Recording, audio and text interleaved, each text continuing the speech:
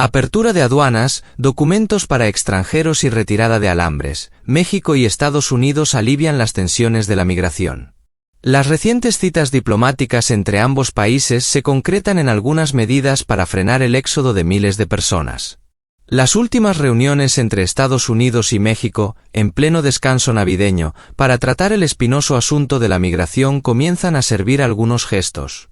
México alivia el flujo hacia la frontera norte disolviendo la caravana de miles de migrantes que salió de Chiapas el día 24 de diciembre. El gobierno les ha prometido ahora un documento que les permita la estancia legal en el país y los ha embarcado en autobuses hacia albergues en la frontera con Guatemala. Familias y grupos vulnerables con prioridad. Pero no se ha hablado de visas humanitarias, como ocurrió en otras ocasiones. Estados Unidos responde con noticias que contribuyen al sosiego en la parte mexicana. La administración de Biden ha solicitado al Tribunal Supremo de forma urgente que sus agentes federales puedan cortar los alambres de púas que el gobernador republicano de Texas mandó tender para evitar la entrada de extranjeros. Y la noticia más celebrada por la Secretaría de Relaciones Exteriores tiene que ver con la apertura inminente de 4 puestos fronterizos de California, Arizona y Texas. Por la gran frontera entre Estados Unidos y México volverán a circular mercancías, una preocupación económica que se abordó también en los encuentros recientes entre las delegaciones diplomáticas. Los continuos y cada vez más nutridos éxodos de extranjeros suponen una de las mayores tensiones entre México y Estados Unidos, que mantienen, por otro lado, un enorme flujo comercial entre sus fronteras. El asunto, además, calienta la política doméstica entre los republicanos y los demócratas a meses de las elecciones. Forzada por ello, la administración Biden había pedido al gobierno de Andrés Manuel López Obrador mayores esfuerzos en la contención de migrantes y el asunto derivó en llamadas y encuentros diplomáticos que estos días tienen su correlato en acciones políticas. La migración irregular en la frontera ha elevado un 35% las detenciones, ahora los cruces se vienen contando por decenas de miles a la semana. La crisis necesitaba si no de soluciones efectivas, si de algunos gestos políticos, máxime en tiempos electorales. Si los desacuerdos políticos endurecen las medidas contra la migración, los acuerdos son también confusos para los extranjeros, que en ocasiones no saben a qué atenerse. Ese ha sido el caso de la promesa de documentos para la caravana de migrantes que caminaba desde Chiapas al norte en los últimos días. Algunos han optado por aceptar esos documentos sin concretar que les ofrece el gobierno de López Obrador y han subido a los autobuses camino de los albergues, confiados en una estancia legal en México. Otros han rechazado la oferta y seguirán a pie soportando las inclemencias y las extorsiones que jalonan el trayecto.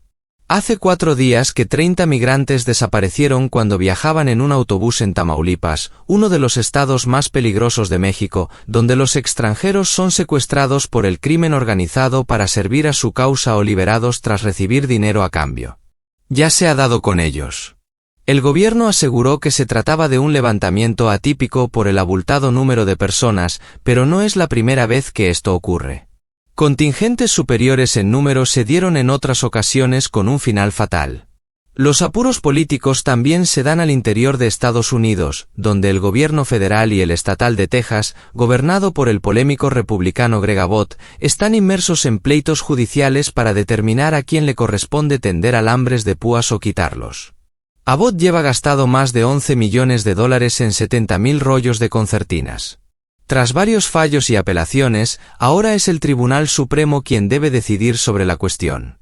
Cuando arrecian las crisis migratorias, sin embargo, los muros y las púas pasan a un segundo plano. Estados Unidos cierra entonces los pasos aduaneros por donde cruzan cada día millones de dólares en mercancías y obliga a negociaciones más intensas. Los trenes no solo van cargados por dentro, a ellos se encaraman miles de migrantes para pasar de un lado a otro, lo que ha ocasionado a su vez el corte ferroviario por parte de las empresas privadas en el propio México, donde las noticias hablaban de ello y de los terribles accidentes, algunos mortales, que impresionaban a la opinión pública. La economía suele negociarse con premura para evitar las pérdidas millonarias que sacuden a la patronal y así ha sido el caso en los últimos días.